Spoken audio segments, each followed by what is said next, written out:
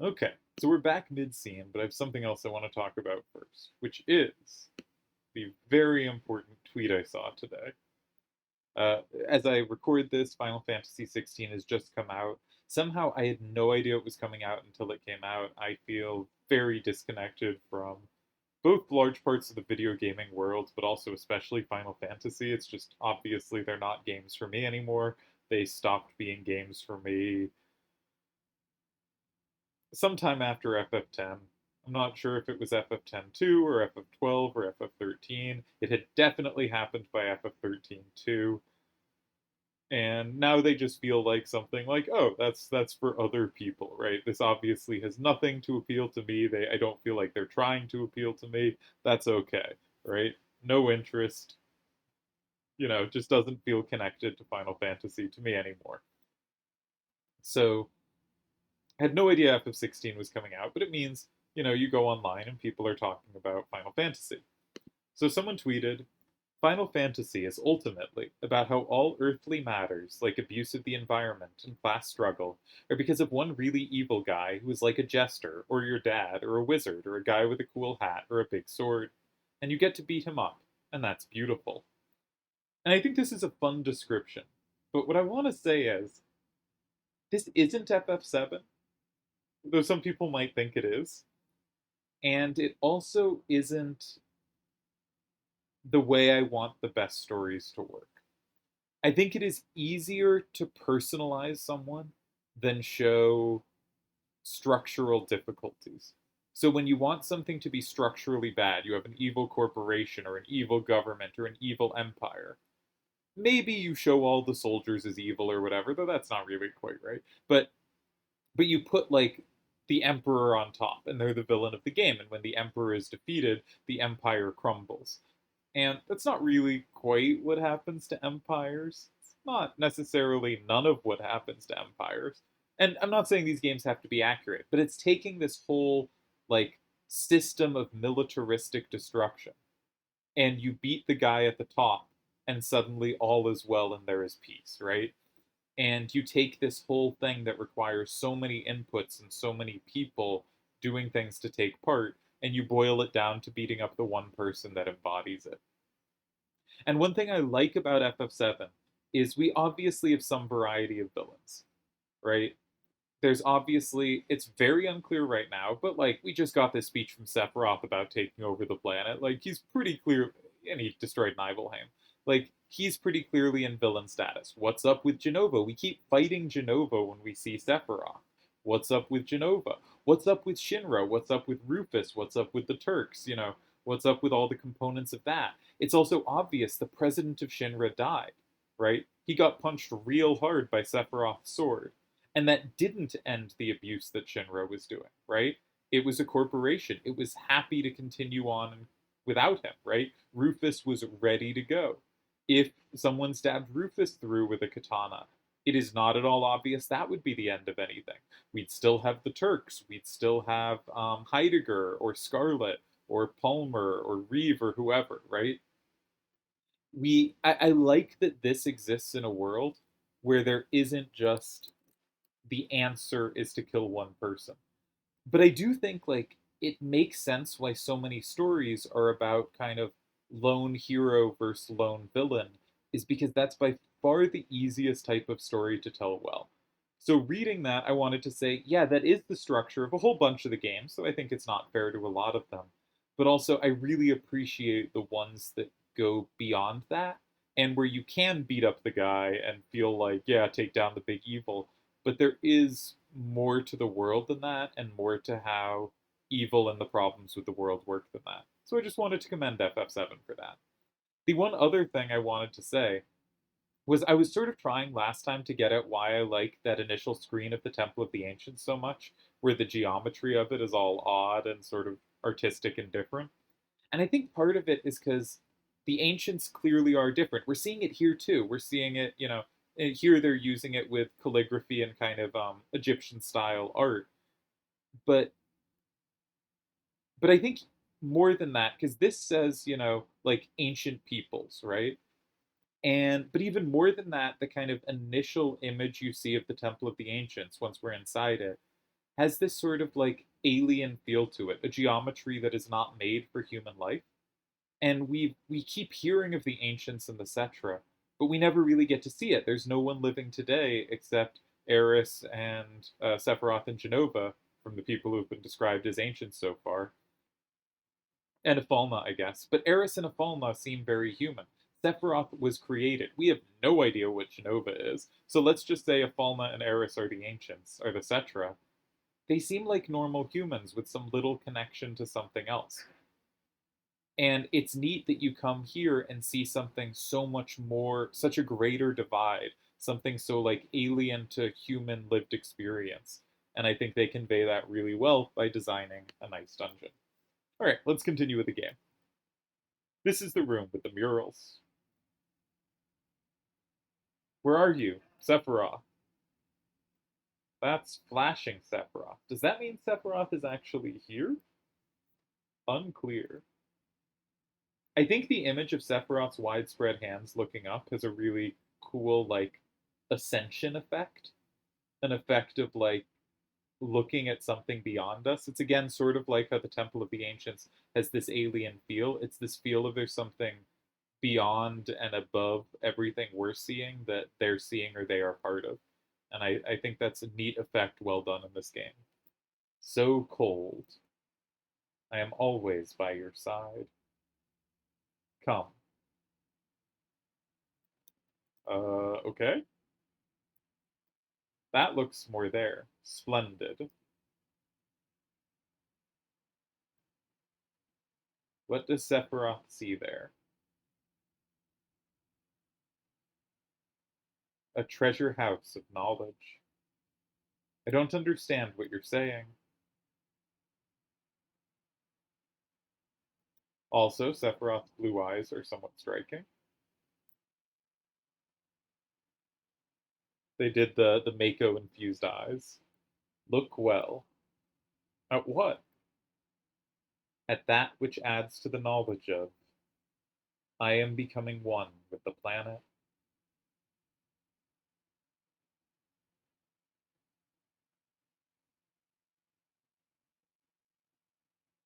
I appreciate they don't like animate the laugh or have them go like wah ha ha ha ha.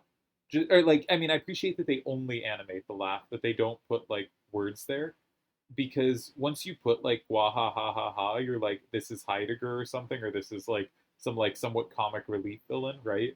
And if it's like heh, heh, heh, like sure that can be sinister, but it also I think just seeing the laughter is much more kind of palpably effective than seeing written out some version of laughter that will always have connotations of something else. Like Gwahaha is just always going to sound silly. When the villain says that, you know this is like a silly villain, right?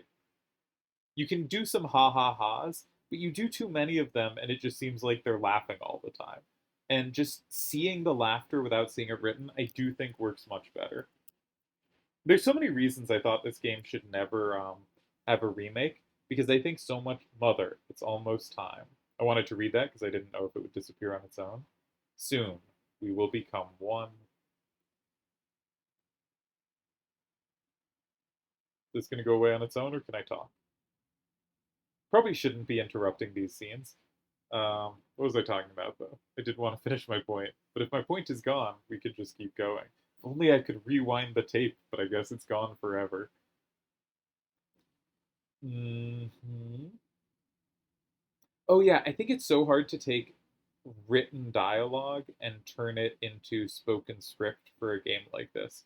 There's so much that like conveys without sound, and adding sound makes it sound silly. Like when I read some of the lines, some of them just sound really silly to read.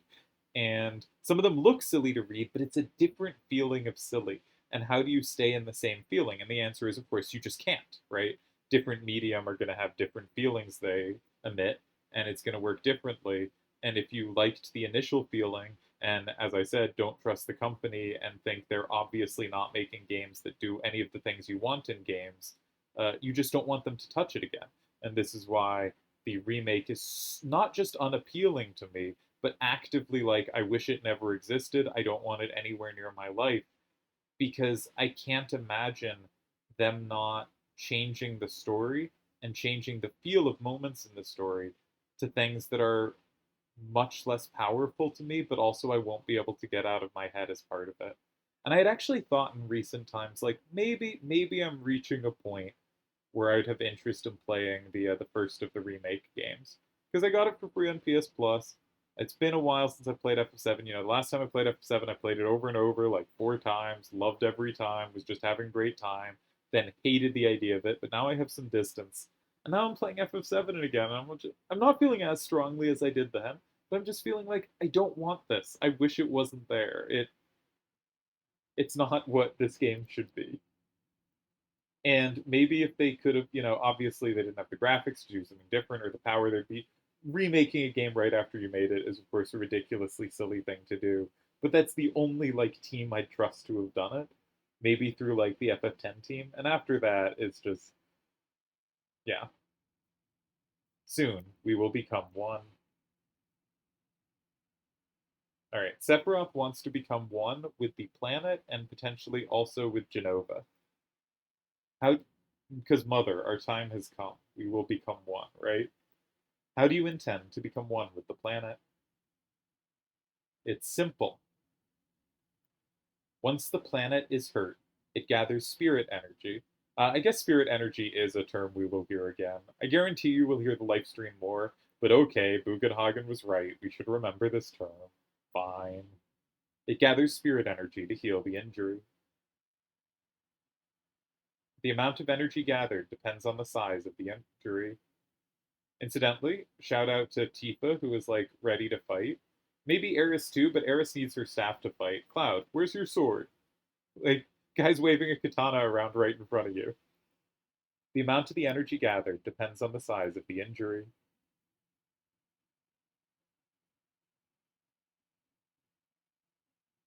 What would happen if there was an injury that threatened the very life of the planet?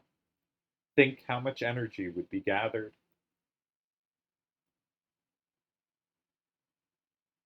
Ha ha ha. So here we do a written laughter. But you can't do too many of those, and because when I read it, it starts sounding stupid. Maybe it should have been more of a ha ha ha. But like, I don't know how to read that and have it not sound dumb here. I can read it written on the page and not aloud, and I think it works fine. But and at the center of that injury will be me. And of course, that just means you cut lines like that. You cut moments like that, or you give like a smirk, right? Because we can do things like smirk now. We don't have to symbolize it with written laughter. But it's tricky, and if you don't trust someone and you care about the story, I don't know why people want remakes of these things if they care about the story at all. But that's just me. And at the center of that injury will be me. All that boundless energy will be mine. By merging with all the energy of the planet, I will become a new life form, a new existence. Actually, here's a better analogy. Say you love something. You love like the Final Fantasy video games, right? And someone hears that and goes, "Oh, they love video games, right?" And buys you whatever the current popular video game is, and it has no connection to the genre you love, right? And they just decided you were a video game person, using this as an analogy just because we're playing video games here. But it could be anything people have identified as your brand, right? Oh, they love music. And it turns out, like, I'll just use me as an example. Like, I love 60s and 70s rock, right? And they go, "Oh, you love music." And they get you some, like, album by some current popular group, like, say Drake, Taylor Swift, whatever. And I can't listen to it. It gives me a headache. It's very unpleasant to listen to. I hate this stuff. And that's not to say it's like bad, it's just to say it doesn't work for me, right? And they took something as a brand and just assumed you would like anything connected to that. And it has nothing to do with your actual liking of the thing. That's how I feel about the like current remake culture. Is it's like, "Oh, you like that thing. So we will produce something of that thing without being at all invested in the specific way you like that thing, right? Someone tells you they love like certain fantasy or sci-fi books and you go get them the most popular current fantasy sci-fi. It's possible they like that, but if they are really invested in say fantasy books, they probably have really strong opinions about the current like fantasy writers, right? Maybe they really like uh Lord of the Rings and hate the George R. R. Martin like swing towards grittiness. Maybe the other way around. Maybe they really like both, but don't like the next tier of writers who they think are doing like hacky versions of it. Or maybe they like a specific form of the grit, not another form of the current wave of grit. Like, I don't care about George R. R. Martin. I really like Joe Abercrombie. I think he's by far the best of like the wave of gritty writers, and all the other ones I've tried, I've bounced off of really hard. So if you learned I really like Joe Abercrombie and didn't understand what I liked about it or what I valued in it, you would of course recommend or give me books that I'm very likely not just to dislike, but to like really dislike. And I think most people, there are people who like love kind of everything that comes out of a field. And then there are people who are much more like discriminating and like they like this and don't like this. And to me, the remake stuff has the vibes of, oh, you like this category? Here's something from this category. You'll love that, with nothing more to it. And I find that also really alienating. All right, let's focus on the scene. It's a very important scene. It's a good scene. I'm sorry to have gone off like this. I don't think I'd complain much about the remake till now. I don't know why today I suddenly wanted to. I think it's FF16 coming out, and just feeling like, okay, last thing to say on this. Every time an FF game comes out, I think starting with 13, I think 12 was when I realized these games aren't for me, and I got 13, and I eventually got and played 13 too. But every time a game came out after 12, I just like knew I wasn't gonna like it. And sometimes you like are so confident you're not gonna like something, you don't like it regardless of what the content is. And like the things I heard were bad about 13 before I played it was like too linear. And I was like, I'm probably fine with that. And then I played it and I was like, I'm completely fine with that. That doesn't bother me at all. So I'm not sure that the initial, but just knowing like I'm not gonna like these games anymore. I would like games if in this genre if they were still doing the things I wanted them to be doing, but they're not doing the things I want them to be doing anymore. These are not games made for me, as I said earlier. But each one that comes out makes me kind of sad because I would love to have more from the kind of FF 6 through 10 era. And as I've said before, I have lots of respect for 5, so say 5 through 10 era. I would love to have more from that, right? I would treasure that so much. It would be so nice to add new things to the pantheon of like stories and worlds and characters I value. And I really miss that. And every time a new game comes out in the FF series, it feels like this should be a chance. And I know it no longer is. And so that's a real bummer. And the other thing that really is a little painful for me about the FF7 remake is it could be something beautiful for me. And I know it isn't. And that feels like some kind of taunting. Does that make sense? Like some, cosmic force of Square Enix is going like, we're gonna pervert these things you care about, and yeah, yeah, it's just it's a bummer. And so you find like other things you enjoy in gaming, and like the recent games I've enjoyed. I really like Banner Saga. The last Banner Saga came out within the last 5 years. I think there's been some fun indie stuff. Um, but if I look at the games I like, most of the stuff I like came out 2014 or earlier. And there's a lot of reasons for that. One is games have been pushing strong towards open world and kind of non-linear storytelling. Stuff like Witcher 3 is just so obviously not for me. And again, that doesn't mean it's badly put together or a bad game, but that kind of direction of story, Red Dead Redemptions, is just AAA games are generally moving away from more linear focused storytelling. And there's some exceptions, but a lot of the exceptions are things like The Last of Us. But The Last of Us, I really didn't like the gameplay of, and I thought the pacing of the story really threw me off. I thought there were a few really powerful scenes, and then a few scenes that could have been if done a little differently, but they were so far spread out, at least how I played it, um, where I was kind of annoyed by the gameplay, so I would stop regularly after doing an area that it never had near as much emotional power for me as I think it deserved to have. And okay, The Last of Us is another game from like around 2014. So okay, that might not be the best example of us now moving sort of away from these more linear stories. But I really like the linear storytelling, and I really like stuff where there is not. I like some player choice games a lot. I loved The Walking Dead Season 1. I enjoy the Quantic Dreams games, though they have many problems. But there's a lot of games that kind of do a mix. I think Mass Effect would be a classic example for me. Man, I've gotten really distracted. I'm so sorry. But a classic example of something like they're trying to put in a lot of choice, and by putting in that much choice, they basically make the main character intentionally a cipher for you to speak through. But also, I don't think that. Okay, good writers disagree with me on this, but I don't think that game's well written enough that the lines are more than like I say the boring noble thing, or I say the ha ha ha, I like destruction thing. And like once you pick one, you have to stick with it for gameplay bonuses, or you should stick with it, so you do. And so it ends up being this kind of role playing that has nothing there for me and means the game can't tell an interesting story about Shepard, and certainly does not. And then lots of the other characters that other people like, I dislike for, let's say, somewhat political reasons. I think a lot of them are uh, clearly there just to promote libertarian values, and a lot of the popular ones are just very aggressively libertarian, and I think people really ignore those lines, but I cannot. Um, I care about the structures and the worlds these stories, define and talk about. And when all the main characters are saying really unlikable things about those worlds, I find them really unlikable. So that's one where there is sort of this linear story with these pretense of choices that aren't real choices, or like aren't much of choices. They're mostly gameplay decisions, and also don't create an interesting character.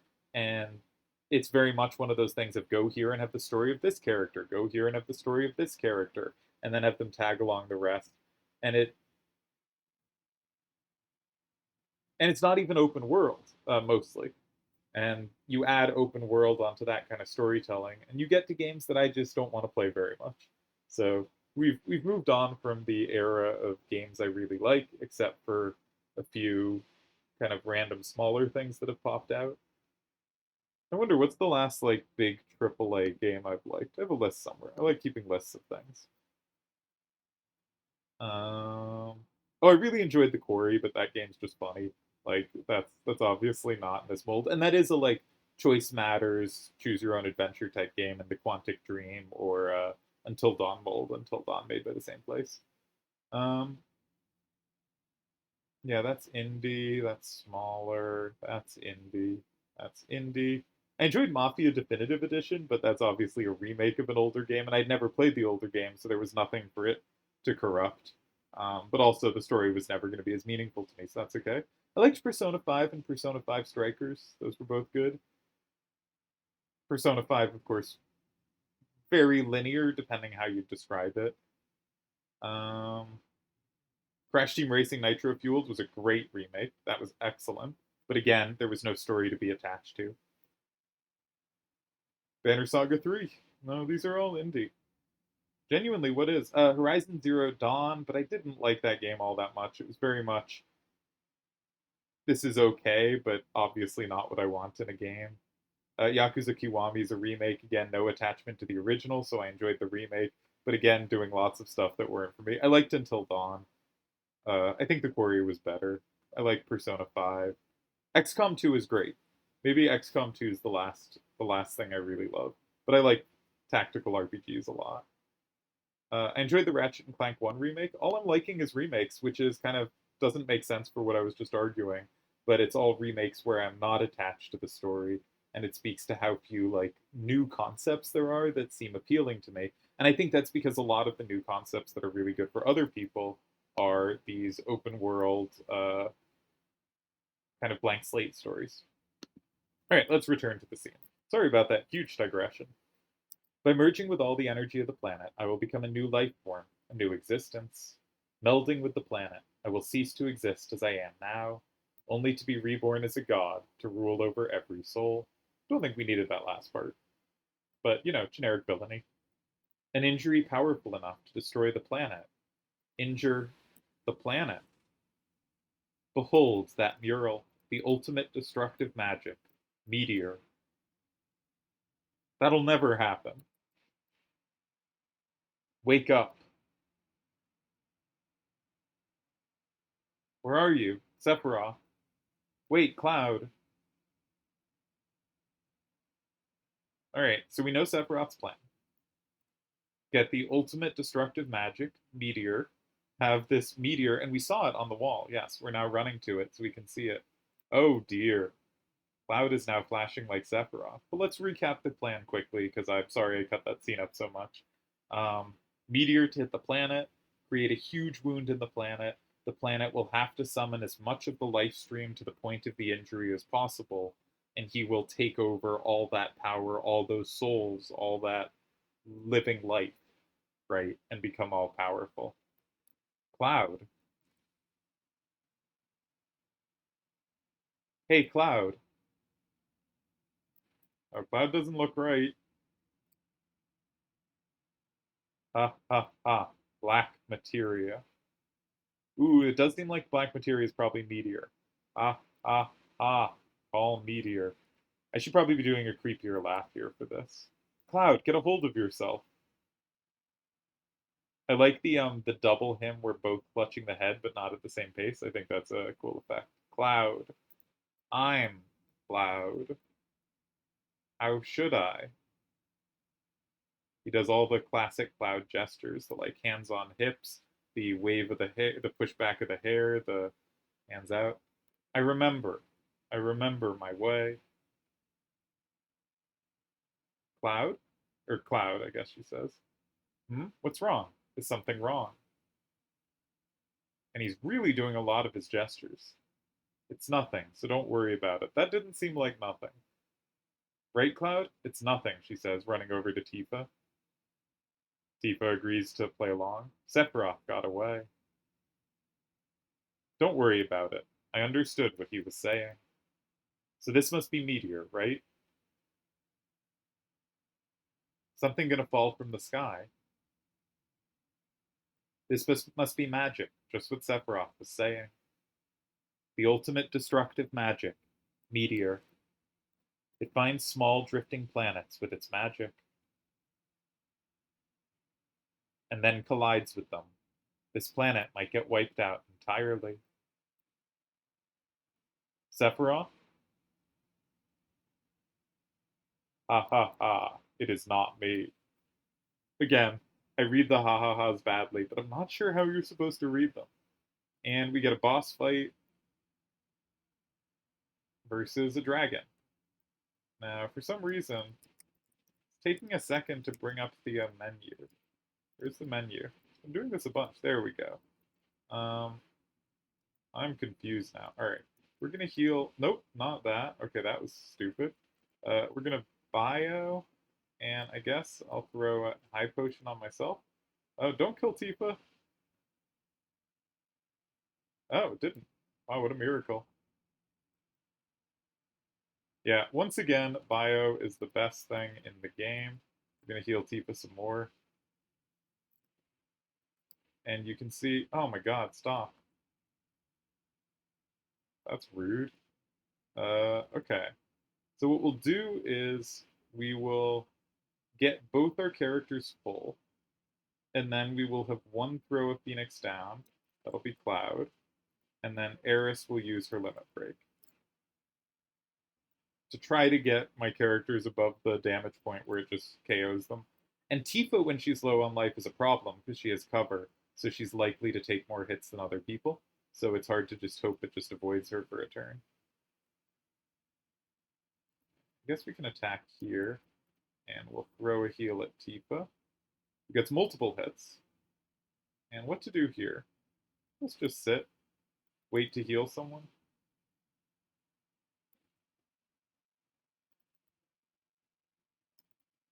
That seems like it needs a heal.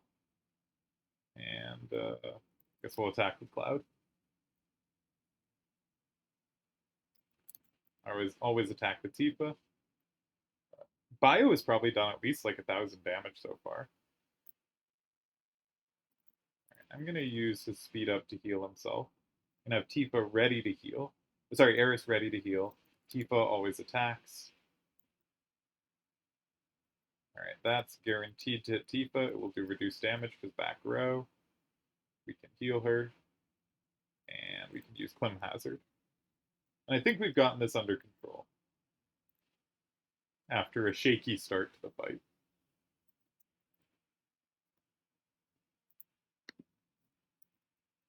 Oops.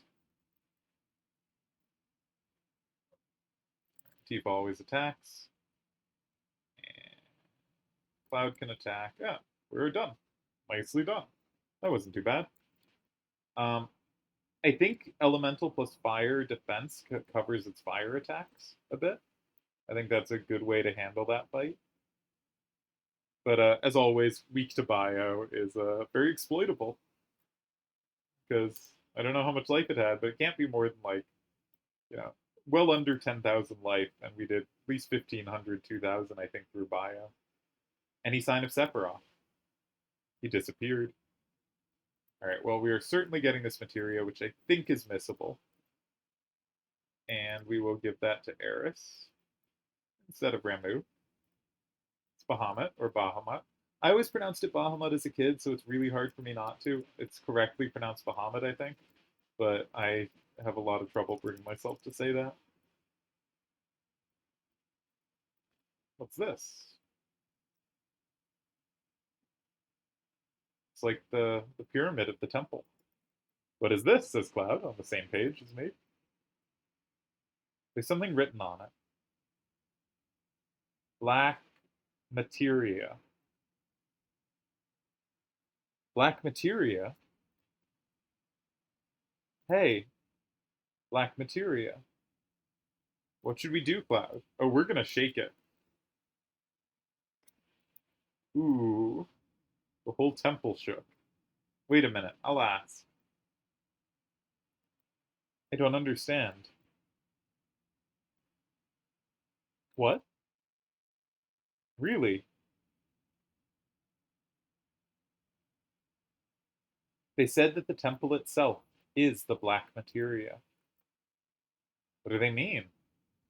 So this whole building is the black materia. This huge temple? This is the black materia? Then no one could take it. It's pretty hard. You see, this is a model of the temple. And inside it is a device which gets smaller each time you solve a puzzle. As the model becomes smaller, you become smaller too, until it's small enough to fit in the palm of your hand.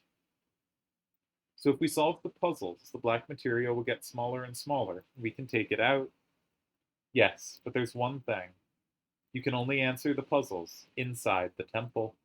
So anyone who solves the puzzle will be crushed by the temple. This explains why no one's taken it so far, even if they could get in, which it's not clear if they could. I see. The ancients didn't want the dangerous magic to be taken out of the temple so easily. Let's just leave it, okay? No, we've got to think of a way to get it out. I'm kind of on Tifa's side here. Because Sephiroth has lots of different flunkies. It's nothing to him to throw their lives away to get the black materia. That does seem true, he has the Black Cape fellows, but could they solve puzzles? Probably eventually. Yeah, okay, fair point. This place isn't safe.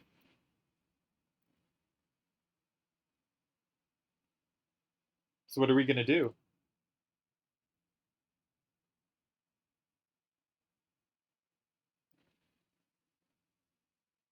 We're gonna do our classic hands to the side gesture. Hi, Cloud. This is Sir Smokes. I overheard the whole story. Don't forget about me. Everything you said makes perfect sense. You can use my stuffed body for the future of the planet. We can't let Sephiroth get his hands on the black materia, and we can't let the Shinra get theirs on it either. But Cloud, there's really nothing else you can do. Everyone, please trust me. I think Cloud would say no way. No way. You sure are stubborn, Cloud. Please believe me, Cloud. How can I? You sure are stubborn, Cloud. Please believe me, Cloud. I guess I have to. Alrighty then, leave it all to me. Please hurry, you've got to get out of here.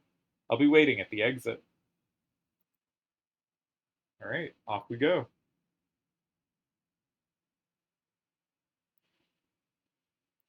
So the next boss is the one that is supposed to be famously difficult. One thing about it is, I'm pretty sure, weak to slow. Ooh, we fought these before. They were tricky. So I guess I'll keep Eris's turn up in case we need to heal.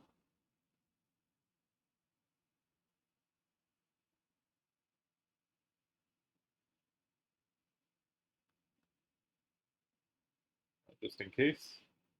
We may as well throw out a heal. I think these are weaker versions though. Yeah. Nice that Tifa gets the boosted damage. But are they weaker versions? They should be the same. I don't know. They did a Southern Cross, which did a lot of damage. Maybe it's just if they don't do that attack, they don't seem very threatening. Also, it was an attack from both sides, so lots of attacks did extra damage. Yeah, that makes sense. Okay. So I wanted to say the thing about the next boss is it is weak to slow. So we stole a spider web a while back, and I believe we did at least. Let's check. We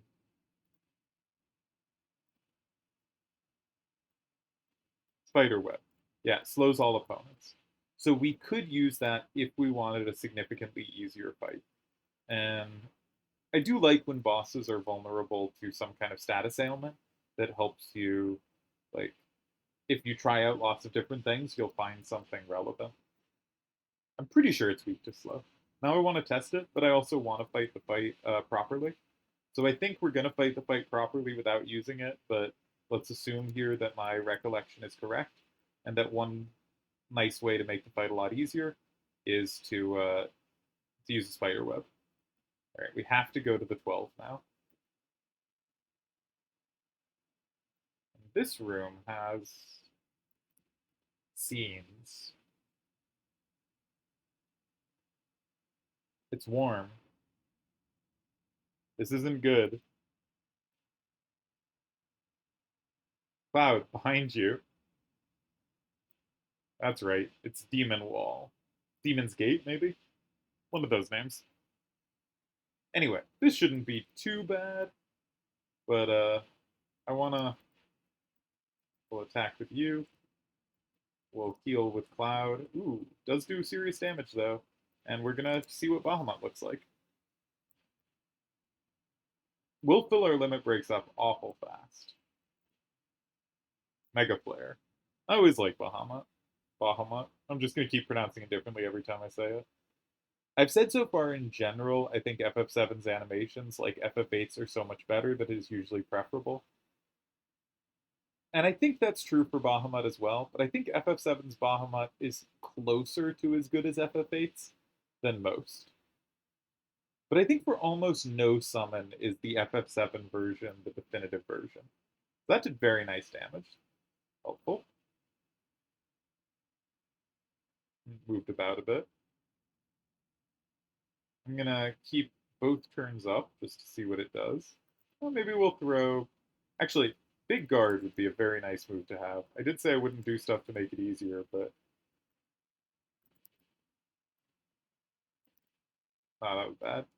Um, but I do like using the enemy skills, so I decided to do that one. God, Tifa does great damage with the like she just did 4,700 total or so, maybe 4,800 with Oh, this was so dumb. It weakens the heals. I shouldn't have done this before. I shouldn't have done this first. But Tifa's damage with the work glove, and you could do a similar effect with Cloud if we put on the nail bat, is really excellent. I didn't realize it was quite that powerful this early. Okay. Let's heal again, because we didn't really get the full heal last time. Should have let Cloud get that tiny bit more so I could queue up his attack here. What will we do with him? Let's use another enemy skill. We have lots of MP. Let's use Aqualung. Shout out to Jethro Tull. So Cure will do reduced, so I'm going to actually throw out Cure 2.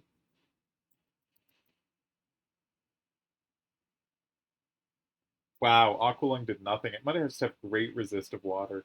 But also, we killed that real quick. And that's largely because Tifa did 4,700 damage with one limit break. Damn. Oh, I forgot to equip the new armlet. We got a dragon armlet, now a Gigas armlet. And gotta remember to equip those. Sorry to keep you waiting. It's me. I'll handle the rest. Well, everyone, take care of yourselves. Sir Smokes. Come on, Cloud, say something. I'm not good at this. There's the Cloud we know and love. He is not good at this. I understand. I feel the same, too. Why don't you read our fortunes? Say, that's right. I haven't done it in a while, huh? So excited. Right or wrong, it's still the same old me. Now, what should I predict?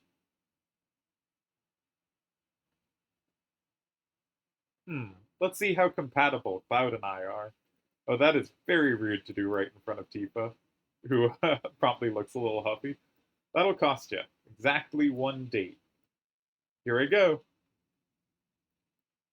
Obviously, if it was like Red 13 there, uh, that would have had a different animation. This isn't good. I can't say it. Poor Tifa. No, tell me. I promise I won't get mad. He said poor Tifa. Of course you won't get mad. Bet so? Then I'll tell you. Looks good. You are perfect for each other. Yeah. Oh, there's good news for me and bad news for another person? Well, you can tell me. I won't get mad. I mean, sure, you won't. I agree. Uh, Eris. Eris's star and Cloud's star. They show a great fortune. Cloud, I'll be your matchmaker. Preacher, I'll do whatever you want me to. You just call me when it all happens.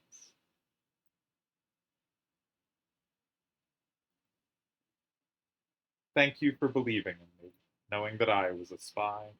We've been going a long time here, so I think we'll come back here, we'll stop here, and we'll watch Kate Sith's dramatic actions in the future and next episode.